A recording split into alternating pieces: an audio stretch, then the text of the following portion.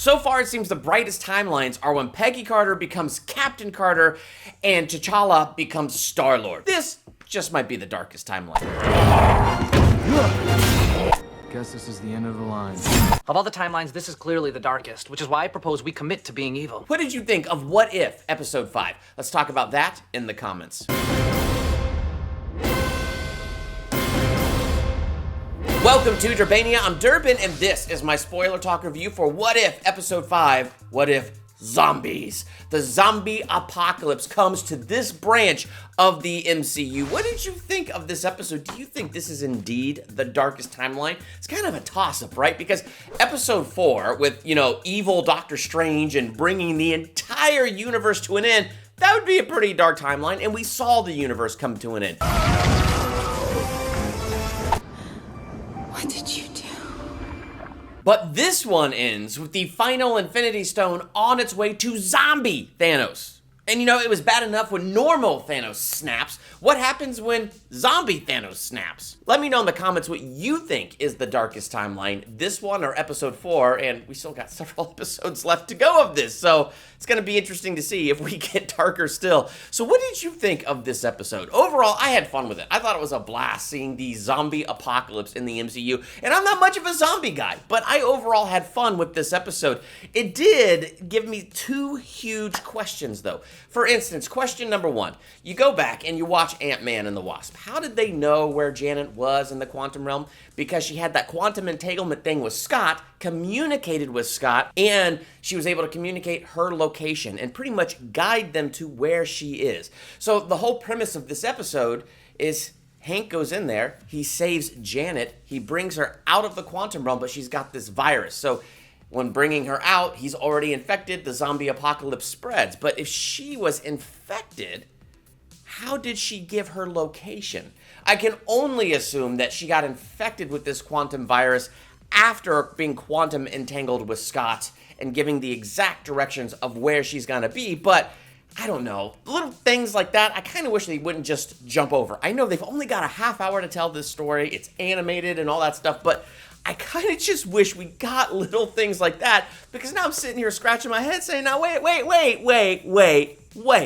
How did they even know where she was in the quantum realm? How did they know she was even alive in the quantum realm beyond just a theory, but knew it beyond a shadow of doubt? Because really, it's her reaching out where they went, oh my gosh, she's alive in here somewhere. Oh, this is where she is. So I do have that big question. My other big question comes at the very end where we have zombie Thanos. Now, don't get me wrong. Zombie Thanos is pretty awesome. But why was he in Wakanda? See, the very thing that drew him and his armies to Wakanda and for that battle to occur in Wakanda was the Mind Stone. So we did see in this episode how Vision, having the Mind Stone does emit this energy, and the zombies didn't quite like it, so they didn't even try to scale the fence to come into the base where Vision was at because of the Mind Stone. So it does give that signal. So why would Thanos have gone to Wakanda if clearly the Mind Stone has a signal and it's in New Jersey? So why didn't Thanos come to New Jersey, and why wasn't zombie Thanos there? So there are questions like that run through my mind as I watch this episode. But whatever. I mean, it's just fantasy, right? So you try to put that aside and enjoy the episode for what it is. And this one is like both really fun and kind of depressing. I think the thing that frames these episodes and make them feel a little bit darker, a little bit more depressing is when the watcher says, here you are making a decision out of hope, out of love, and it creates this stuff. For instance, we saw in our MCU timeline, Hank, out of love, goes into the quantum realm and saves his wife, Janet, who he hasn't seen in 30 years. Here, in this branch of the timeline, same thing, same motivation, no ill will. He goes in there and he saves his wife, so it reinforces this idea that the road to hell is paved with good intentions. So it kind of frames the episode a little bit darker. And then you have the Avengers showing up, which you think that's a good thing. I mean, I'd love to see the Avengers battle zombies. Ironically, it was the Avengers' heroism that sealed humanity's fate. Oh, wow. That's just dark. I love the concept, Bruce Banner returning from space, and as he comes back to Earth with Thanos, that impending doom on the way, he finds a doom that has already attacked our planet, the zombie apocalypse. So I love when he's in trouble here, and the Cape comes to save his life. I love the Cape. The Cape is always such a great character, and the Cape was just even better in this episode, because seriously, humanity's just limited, so the Cape just latches on to the people that are around and is working to help save the world. I don't know. It was just fun to see the Cape and the Cape have the part that it had in this episode. Like, wasn't the biggest part, but it was a lot of fun. Very cool to see Hope, to see her involved, to see her as part of, the group fighting for the survival of humanity. But I loved Spider-Man. Oh my gosh. I absolutely love this version of Spider-Man in the MCU. And so seeing Peter Parker swing in, and I love how they just carried on what we had from Spider-Man Homecoming and stuff, where he makes those little videos. So he made his video, The Rules for Surviving the Zombie Apocalypse, which I thought overall was pretty stinking hilarious. And it was a great way to introduce the team. So we got to see how Bucky Barnes was part of the team. How I can't even remember his name, but one of the dudes in Ant-Man's team is part of this team. And so it was just cool to be introduced to the team that way. Okoye, yes, love seeing her in this. So this was all a fun way to introduce who's left in the world and to showcase Peter Parker's personality and to continue on those fun traits that we have in Spider-Man Homecoming and that we already saw in the MCU. So to me, that was a lot of fun. I love Happy Hogan, because kind of like the Cape, he's just one of those characters that may not be front and center, but he's awesome and you love to see him. So it was cool to have Happy have such a nice role in this, and then to be killed. And it's even worse, right? Okay, so here they are in the subway. They're trying to get the train going, and he's got the little Iron Man glove on, and then those like bird, bats, whatever zombie things show up, and he goes shooting them with the hand, and he's going blam, blam, blam as he's doing it. It's just one of those things that endears you to his character even more. And then Hawkeye shoots him with an arrow, drags him off, and you get one more blam as he's taken into the darkness, and now he becomes a zombie. And so when Peter says, no, not Happy, it's like, no, not Happy. But the other thing that's sad, okay, think about this. Think about what Peter has now lost. So he's lost his Uncle Ben. We know he's lost Tony. And he's lost his Aunt May. So this group of people around him is really all that he has left in the world. And Happy being his last connection to Iron Man, it just makes it even sadder. When Happy's like blam, blam, blam, and you just love his character, and then he gets drug off into the darkness and he becomes a zombie. It's so sad, but it's interesting because so far, like what the show has done so well, it's really just played off our attachment to these characters from the MCU, and because we're already attached to these characters, it's great how it's able to just jump into the alternate branch and what's going on.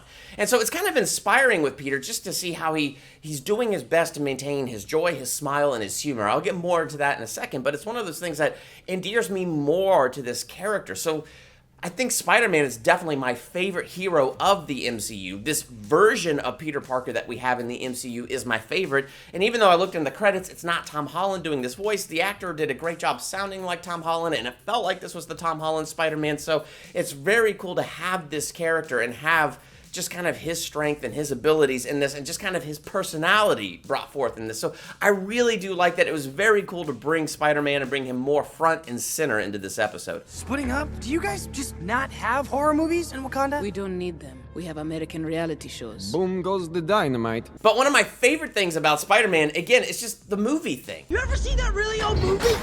Empire Strikes Back? Okay. You ever see this really old movie, Aliens? Those moments are hysterical, and I love that they kept that going. And then they even have fun moments with that, right? So they get to the base where Captain America was born, where Vision is now hiding, and then you have Spider-Man touch the one dude's shoulder, and it's like this jump scare, and he's like, oh my gosh, I'm so sorry, I didn't mean to jump scare you. No, oh no, I totally just jump scared you. Come on. I do like that they had fun with those tropes. And one of the things that makes this episode just a little bit sadder, a little bit darker, is where you have zombie Captain America show up. Now, on the one hand, yeah, it's pretty awesome to see a zombie with super soldier serum and all the strength of Steve Rogers, but it's sad because Steve Rogers now ends up coming against these characters that he loves, like Sharon Carter, bites her, turns her into a zombie, then ends up fighting Bucky, that we've been through so many movies to save, and so it's Bucky! And so when he throws his shield at Bucky, Bucky catches it and throws it back and cuts zombie Steve Rogers in half, and his two halves of his body go tumbling down the railway, and he just looks out and he says, I'm with you to the end of the line, pal. Guess this is the end of the line. So lines like that and moments like that are really just kind of sad and heart-wrenching.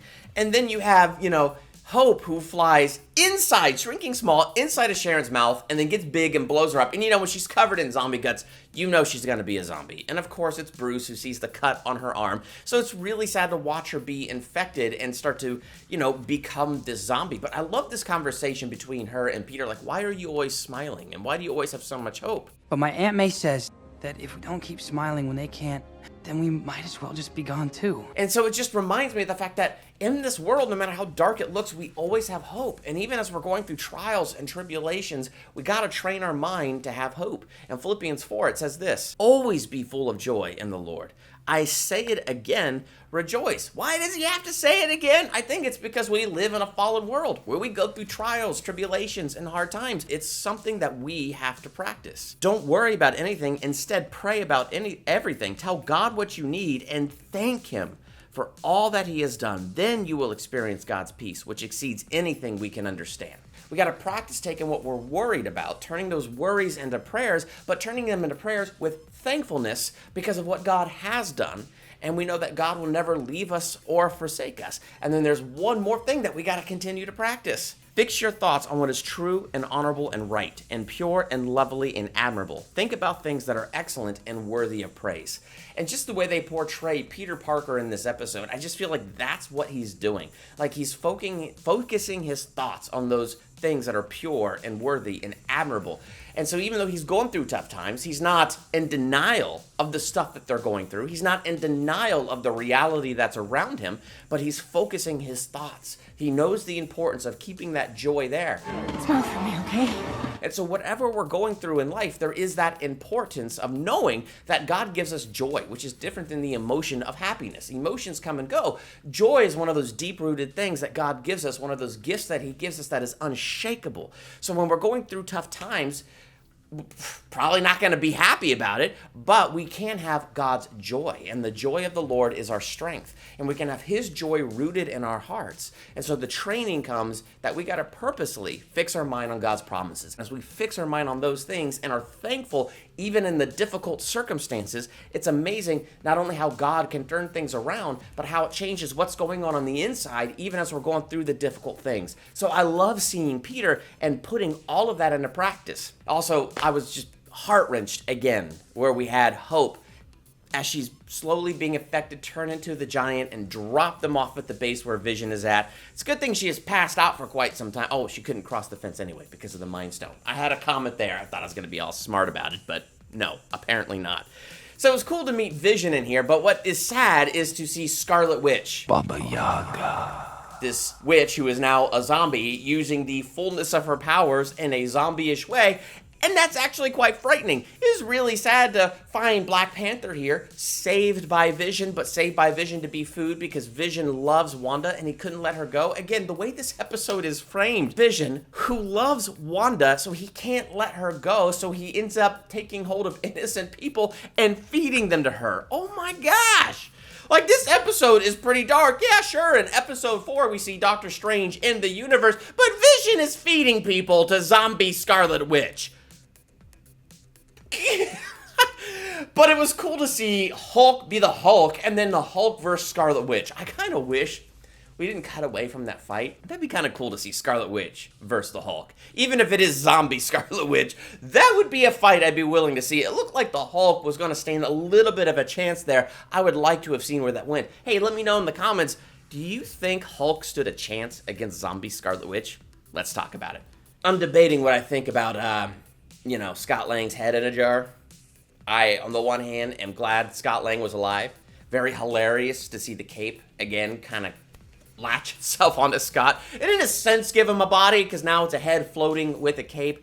But I just wonder, how do you keep his head alive? I mean, he could eat, but where does the food go? And how does it take in the nutrients if he has no stomach? So how is he alive? How much longer of life does he have? What quality of life does he really have? But on the other hand, it's freaking hysterical how he processes his trauma through dad jokes. And so getting his constant dad jokes throughout this took this super dark Marvel episode and just sort of brought the Marvel humor into it, which, you know what? I'm incredibly thankful for that. And of course it ends with Thanos standing there with all of the Infinity Stones but one, and so the remaining Avengers are bringing him that final stone.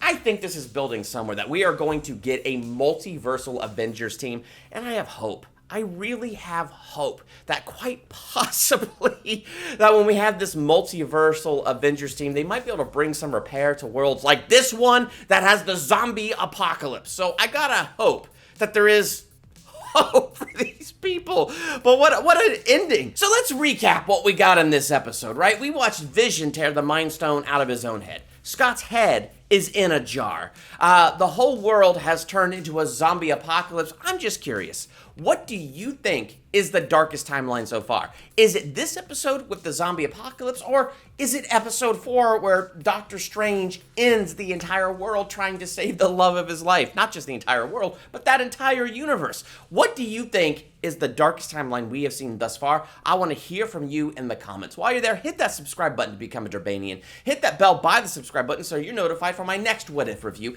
And be sure to click the playlist for What If, and you can check out my thoughts on the previous 4 episodes. Also, you can click that link to see my Shang-Chi review and what I thought of that movie. Plus, I have a ranking video where I rank all 28 chapters of the MCU thus far. So be sure to join me in all those conversations as well. I'm Durbin. Thanks for checking out Durbania.